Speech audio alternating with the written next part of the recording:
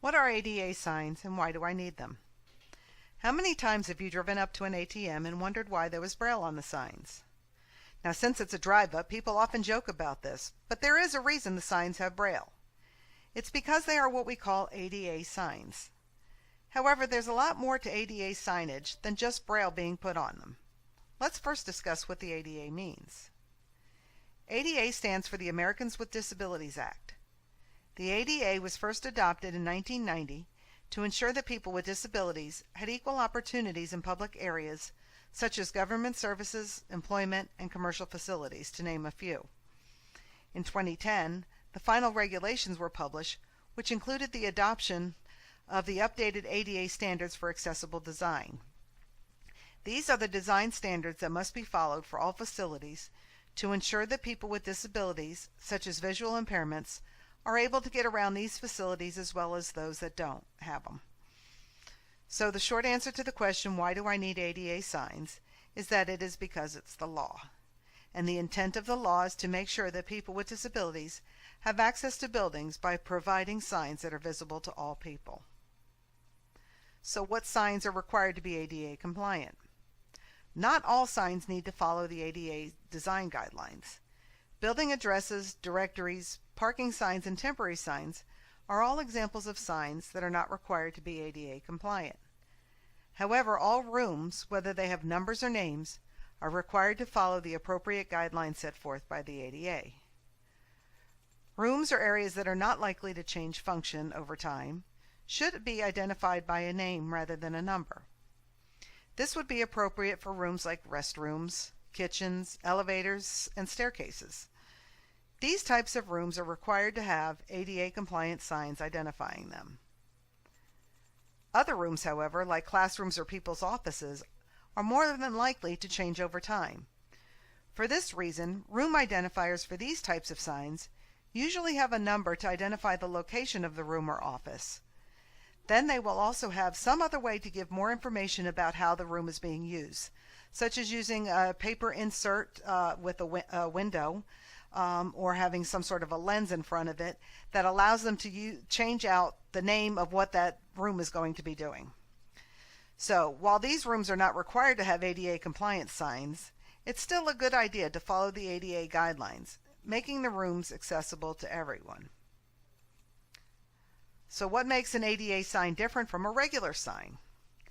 ADA signs have several features in common, and each of these features have rules that must be followed in order to make them more visible. Let's look at some of these in a little more detail. First, there's finishing and contrast. ADA signs are required to have a matte or non-glare finish. This is to keep reflections to a minimum, making the information on the signs easier to see and read. Additionally, there needs to be considerable contrast in colors between the background of the sign and the characters on the front of it. However, it doesn't matter if the background is dark and the characters are light colored, or vice versa. You just need to make sure that there is enough contrast between the two to make the message on the sign clearly visible. Fonts. While most people focus on fonts for the aesthetic viewpoint, for ADA signs there are specific rules that must be followed. First, the fonts should be a sans serif font, such as Arial Medium, Helvetica, and Myriad Pro. These fonts are similar to the ones shown on this slide. Serif fonts are those like Times New Roman and Garamond. Those are not allowed because they're difficult to read. Additionally, certain characteristics of the font must also be adhered to on these types of signs. Things such as too much or too little spacing between the letters make the text more difficult for reading. Condensing or extending the text on an ADA sign can make it non-compliant to standards. Text that is part of an ADA sign, such as the room number or name, is always raised, making the letters tactile, so that it can be determined both by sight and touch. Finally, italics, script, or other decorative fonts are not allowed since they often make it difficult to read clearly. Again, the goal is to keep the sign as legible as possible. Next comes pictograms and symbols. Almost everyone knows many of the standard pictograms that are placed on ADA signs.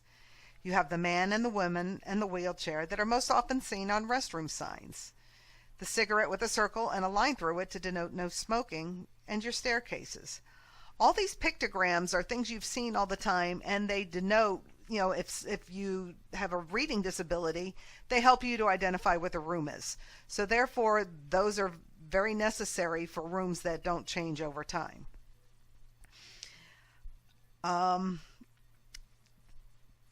These certain pictograms are required, and these are ones that usually indicate something to aid a handicapped person, such as a wheelchair sign or one that indicates a phone for the hearing impaired.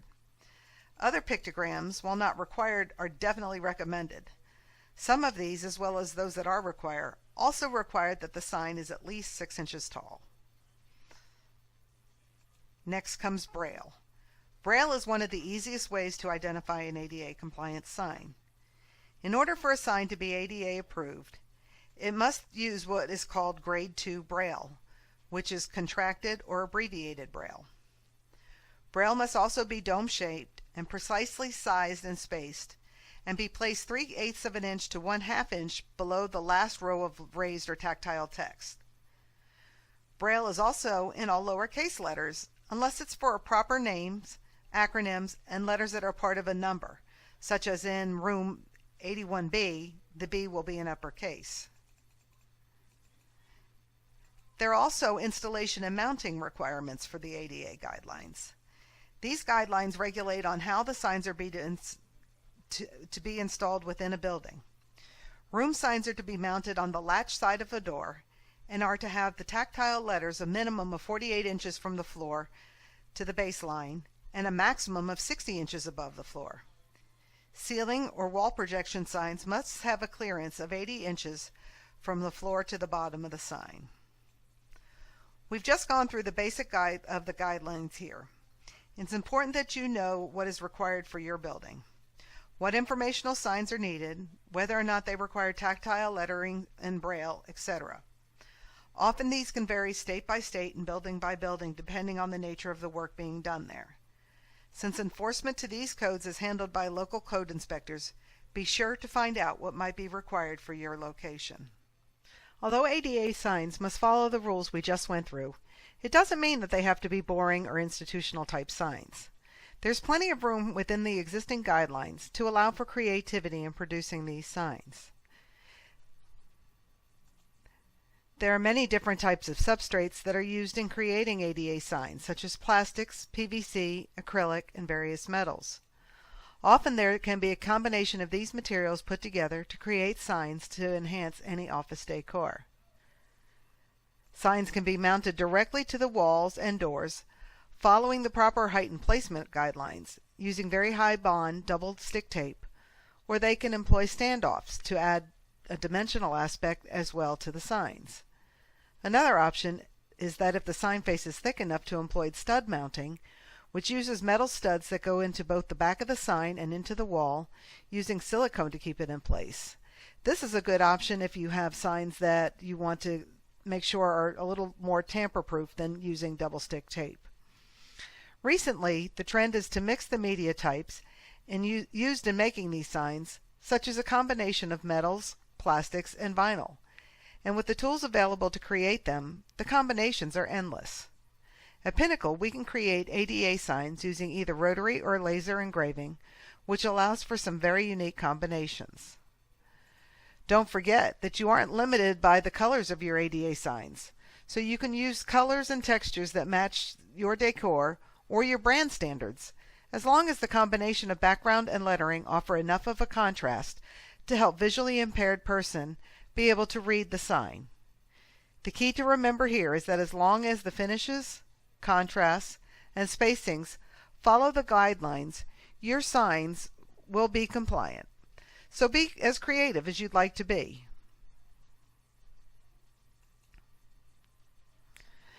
Here we have a few examples of ADA signs that we've created and a couple that we didn't here at Pinnacle.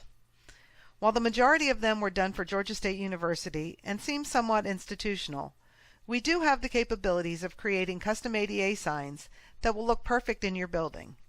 We use the latest materials and equipment and can combine them to make something truly unique.